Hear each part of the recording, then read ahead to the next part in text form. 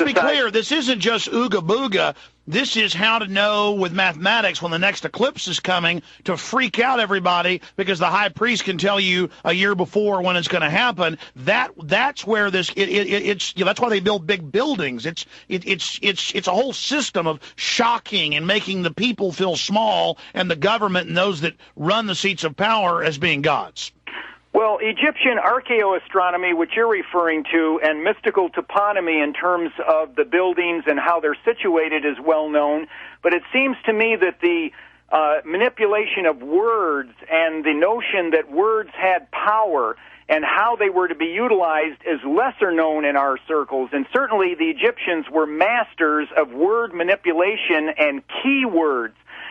Which Dr. Carl Gustav Jung later on in the 20th century would talk about in terms of archetypes which can trigger reactions in people. So that's the other aspect of this. And see, that's it. So like the atheist world, which the globalists have made people atheists to blind them to the real sciences, that this is really a science, even if you don't believe there's a spirit behind it. The elites, the ancient elites of 5,000 years ago, they figured out how to literally program people, and that's why they're occult practitioners, because that's really what it is. And that programming and that pyramidal structure continues in our society today, yes.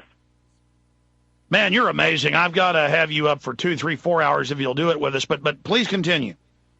And so when we get into the Western secret societies, we see an anomaly because it emerges in the Renaissance where you have a group of avant-garde thinkers who were beginning to believe that they needed to study the Kabbalah, they needed to study Judaism in order to advance the concept of human brotherhood. And yet the anomaly and the high irony here is that this is when they began to pick up the idea that black people were genetically predisposed to enslavement, because as they studied the Kabbalah and the Talmud, and they had been led to believe by various occult Pied Pipers that they were going to find a human brotherhood theme in those texts, just as Freemasonry. Let me stop you. We now move forward to the Talmud and the Zohar, because the Jews had been in Egypt. They'd also been in Babylon, so they had been in all the different schools as wanderers, picking it all up. Yes, the Mishnah, the first part of the Talmud, which has existed in oral form in Jesus' time, and then after Israel rejected its Messiah and became much more corrupt as a result, it was finally committed to writing. That was done in Babylon in the 2nd, 3rd, and 4th centuries A.D., and as a result of that, they did pick up by a process of osmosis a great deal of the paganism that was around them, so that the Talmud and the Kabbalah, the Mishnah, the Gemara, the Zohar, the Sefer Yetzirah, and these other texts are brimming with occult concepts and themes. And this is what I bring out in my book, that basically Judaism, far from being an Old Testament religion that clings to the Old Covenant and rejects Christ, is actually an ossified form of Babylonian paganism. And this is what infiltrated the West, particularly in the Renaissance. It had always been gestating there, but it only came into full bloom in the Renaissance. And then, of course, in early modern Europe, it came to fruition in the various Rosicrucian and Freemasonic cults. Which aren't just about having sex orgies and pentagrams. It's the whole science of wordsmithing, manipulation, brainwashing, mass programming, how to control societies.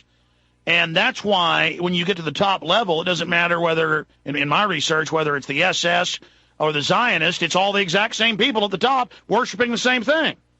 Well, you especially see this level of sophistication in a mathematician who was astrologer royal to Queen Elizabeth, Dr. John Dee, the author of many important mathematical texts, which to this day are referred to. And yet he was the developer of this scrying concept, this concept of a secret alphabet. He actually claimed to have contacted extra-human deities with whom he was in contact with his allies there in the royal court of England. And Stop. We got to break. Final segment. We're going to have him back up very soon.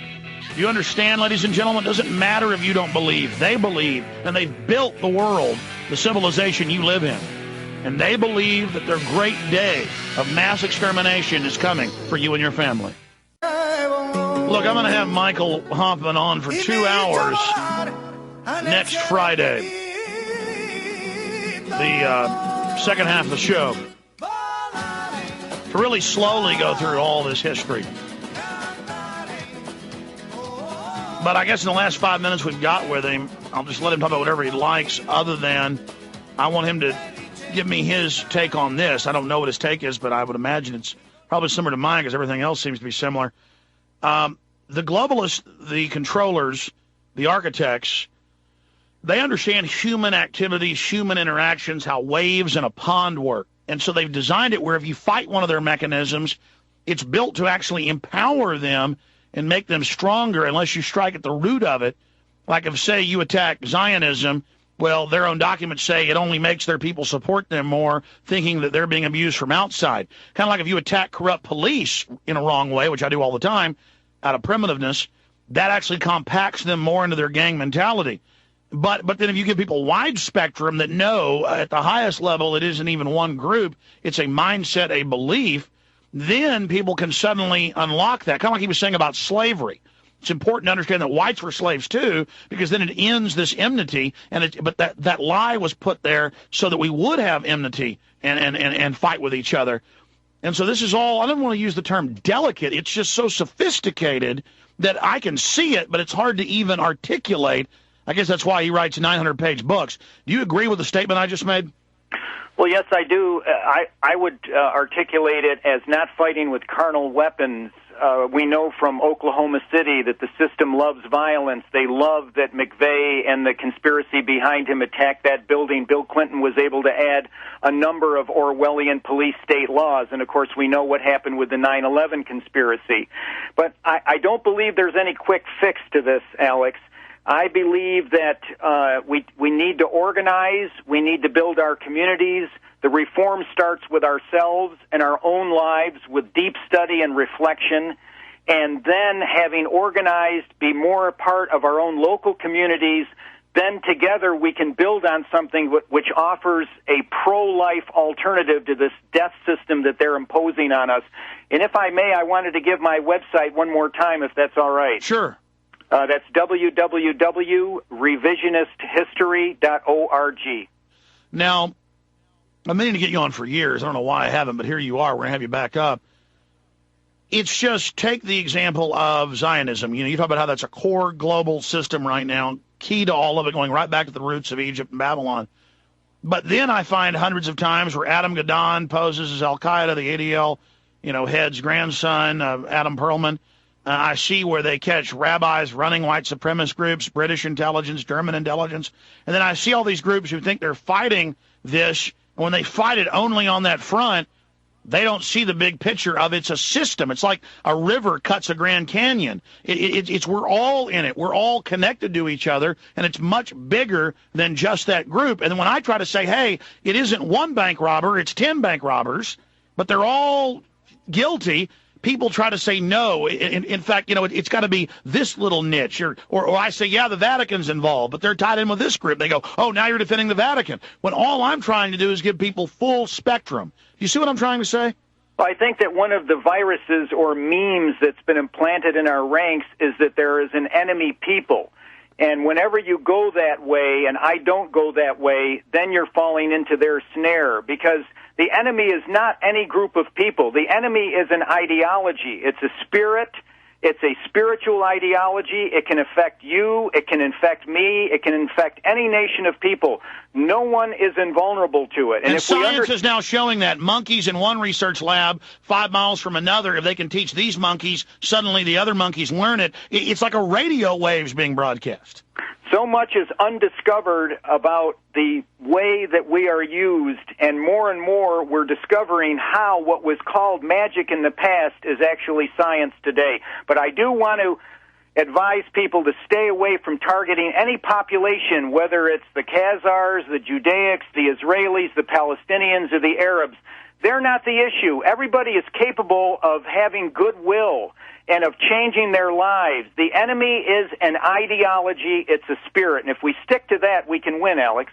And the globalists, this evil force, it recruits the intelligent. It recruits the creative. So that's why at the highest places everywhere, you're going to find this spirit. Because if you take that spirit, you're given the earth, just like the devil told Jesus on the mountain. Yes, that's true. All right. Well, we appreciate you joining us, and we really appreciate the time. And we'll talk to you next Friday. I'm going to have my producer call you in the next 5 minutes, sir. Thank you. I look forward to it, Alex. Thank you. He'll be with us 2 hours coming up. In fact, just stay there. I'd like to talk to you during the break. We'll be right back with another special guest. Stay with us.